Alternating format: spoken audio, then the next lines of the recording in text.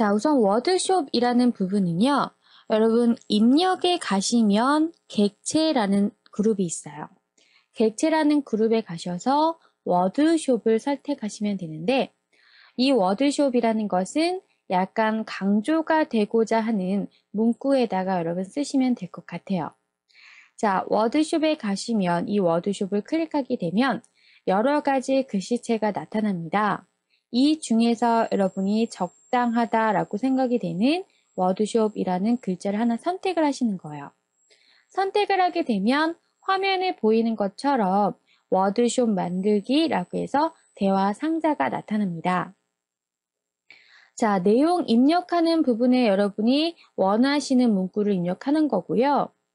자, 이 부분에 대한 글꼴을 여기서 변경하실 수도 있고요. 글꼴의 크기를 조절해 줄 수 있는데 이 글꼴의 크기는 나중에 여러분이 그냥 조절점으로 조절하는 게 더 확실하기 때문에 크게 의미를 가지고 있지는 않는 것 같고요. 속성에 가시면 굵게 지정할 건지 기울일 건지 두 가지 속성이 나타나고요. 워드숍 모양에 가셔서 지금 화면에 보이는 것처럼 이렇게 일자 형태로 글씨가 쓰여질 수도 있지만 둥그렇게 쓰여질 수도 있는 거잖아요. 그래서 워드숍의 모양을 화살표 누르셔서 선택하시면 여러 가지 유형이 나와 있다라는 거죠.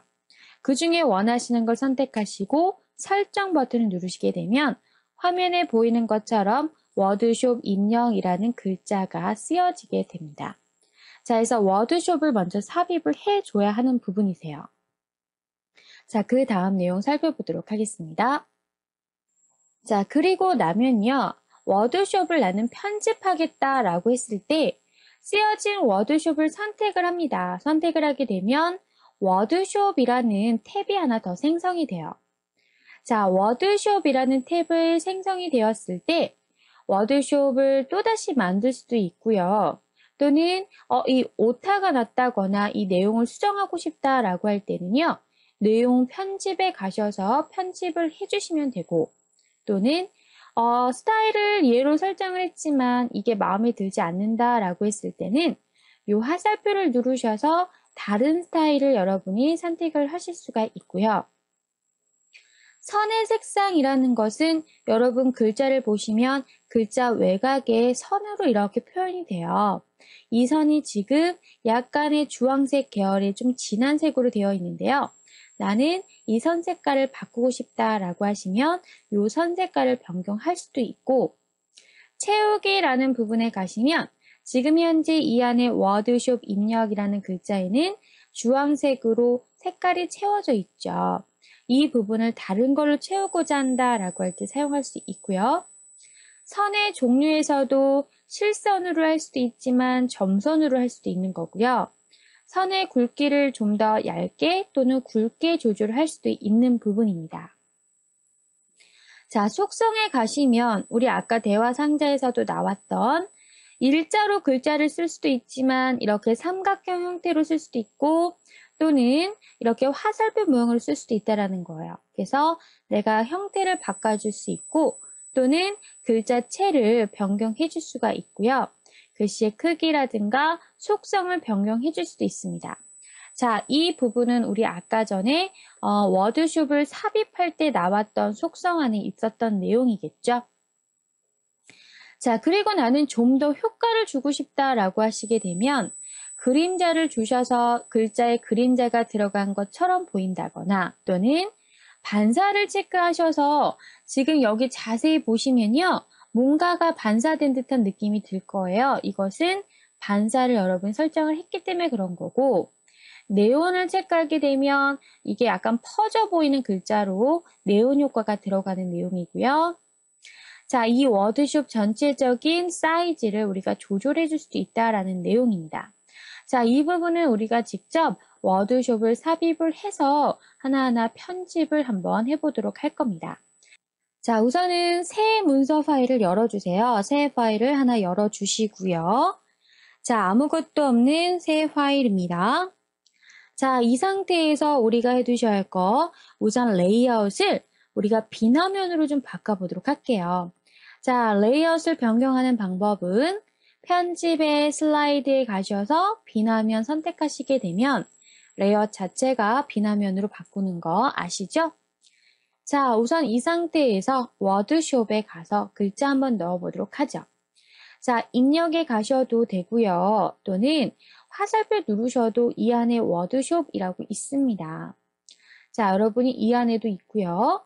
자, 워드숍 스타일에 가셔서 내가 넣고 싶은 스타일을 먼저 선택을 하시는 거예요. 자, 우리 이거 한번 똑같이 해볼게요. 선택하시고 넣기를 누르도록 하겠습니다.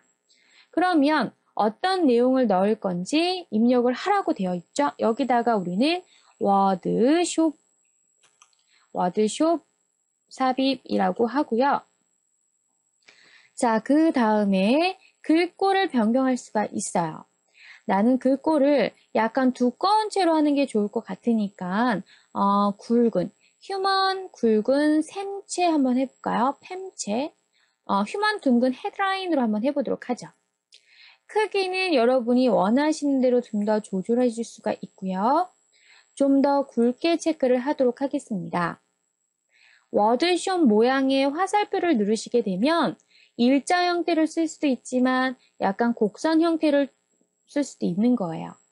자, 설정을 누르게 되면 화면에 보이는 것처럼 곡선 형태로 글자가 쓰여졌어요. 글자 크기는요, 나중에 이렇게 여러분이 따로 조절하셔도 되기 때문에 크게 의미가 없다라는 얘기였어요. 이렇게 조절할 수 있으니까. 되셔요? 자, 워드숍을 다 썼지만 나는 이게 마음에 들지 않습니다 라고 하게 되면 이제부터는 워드숍을 편집해 주셔야겠죠. 자, 아무것도 선택이 되어 있지 않은 상태에는 도구라는 탭에서 끝나겠지만 워드숍을 선택하게 되면 자, 옆에 워드숍이라는 탭이 하나 더 생성이 됩니다. 자, 워드숍 만들기라는 것은 또다시 이렇게 해볼게요. 이걸로 선택을 하시면 자, 또다시 만드는 거예요. 또다시 만들기. 자, 얘는 그대로 하겠습니다. 그러면 또다시 여기다 추가적으로 우리가 워드숍을 더 만들 수가 있다라는 거죠. 되시죠? 자, 만약에 나는 얘를 선택했는데 내용을 편집하고 싶습니다. 그러시면 옆에 있는 내용 편집에 가셔서 여러분이 여기다 원하는 삽입해 보세요. 이렇게 해볼까요? 설정. 그렇게 되면 글자가 이렇게 커지면 글자가 이렇게 바뀔 거예요. 됐나요? 나는 스타일이 마음에 들지 않습니다. 라고 하시면 화살표 누르셔서 원하시는 다른 스타일로 변경할 수가 있고요. 선 색깔이 마음에 들지 않습니다. 라고 하시면 화살표 누르셔서 선의 색상도 변경하실 수가 있어요. 채우기도 마음에 들지 않습니다. 그러시면 색깔을 넣으실 수도 있고요. 또는 채우기 가셔서 그림을 넣을 수도 있습니다. 글자 안에다가 그림을 넣겠다라는 거예요. 그런데 지금 보시면 여러분 그림이 지금 이걸 넣을 건데요. 글자 안에 들어가는 거기 때문에 이렇게 딱히 보이진 않겠지만 여하튼 그림이 들어갔어요. 자, 또는요. 여러분 워드숍에 가셔서 채우기, 그라데이션을 넣을 수도 있고 또는 질감의 표시를 넣을 수도 있어요. 자, 질감으로 체크해서 우리 요거 한번 해볼까요? 이렇게 플릿같이 생기네. 자, 이렇게 글자 안에다가 이러한 어떤 질감의 표현도 할 수 있다라는 겁니다. 여러분, 일반 텍스트에서는 이런 것들이 되지 않잖아요. 그쵸? 일반 텍스트에서는 글자의 색깔을 바꿀 뿐이지 이 안에 그림을 넣는다거나 질감을 넣는다거나 또는 여기 보시면 무늬를 넣을 수 있는 건 아니었잖아요. 그쵸? 자, 이렇게 다양하게 여러분이 표현을 해줄 수가 있다라는 얘기고요. 자, 그 다음에 선의 종류도 우리가 바꿀 수가 있어요. 선의 종류를 실선이 아니라 점선으로 바꿀 수 있고 점선의 굵기도 우리가 더 두껍게 조절해 줄 수도 있는 거예요. 근데 여기서는 글자가 잘 안 보이니까 실선으로 두겠습니다. 자, 또는요. 둥그렇게 내가 만들었지만 마음에 들지 않는다라고 하시면 여기서 여러분이 다시 조절하시면 돼요. 저는 그냥 일자형으로 할래요. 그러면 일자형으로 변경이 되는 게 보이실 거예요. 맞나요? 글자체를 변경하실 수도 있고 글자 크기를 여기서 조정할 수도 있습니다. 자, 하지만 글자 크기를 조정했다 해도 사이즈를 키우시게 되면 글자가 이렇게 커지죠? 맞나요? 자, 이렇게 워드숍을 우리가 수정할 수가 있는 거고요. 여기에다가 자, 그림자 한번 넣어볼까요? 그림자 뭘로 넣을까요? 얘로 넣어볼게요. 이렇게 그림자 들어갈 수 있고요. 맞나요? 밑에 거도 해볼게요. 또다시 만들기. 자, 여기에다가는 우리 뭐 넣어볼까요? 반사 넣어볼까요? 반사. 화살표 누르셔서 반사를 넣겠습니다. 그러면 글자가 밑에 반사되어 보이지요? 여기에다가 또다시 네온도 넣어볼까요? 네온 효과도 좀 많이 넣어볼게요. 넣게 되면 약간 퍼지는 듯한 느낌이 드나요? 자, 이렇게 여러분이 원하시는 대로 수정해서 쓸 수가 있고요. 크기도 정확한 값이 있을 경우에는 여기에다 정확하게 14 이런 식으로 값을 입력하시면 돼요. 근데 우리는 대부분 얘를 그냥 조절해서 많이 쓰는 거죠. 되십니까? 자, 그 다음에요. 객체가 여러 개 있는 경우, 여러 개를 선택했을 경우에는 이 객체를 하나의 객체로 묶고 싶습니다. 이거는 우리가 나중에 도형에서 나갈 부분이니까 정렬이라든가 크기 부분은 우리 도형에서 같이 공부를 하도록 하겠습니다. 그때 내용과 똑같아요. 자, 워드숍에서는 중요한 게 무엇입니까?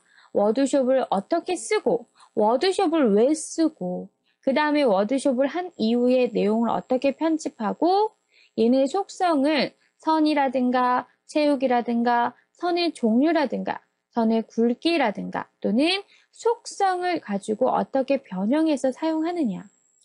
워드숍은 약간 튀는 글자, 대부분 제목이라든가 이런 부분에 많이 들어갑니다.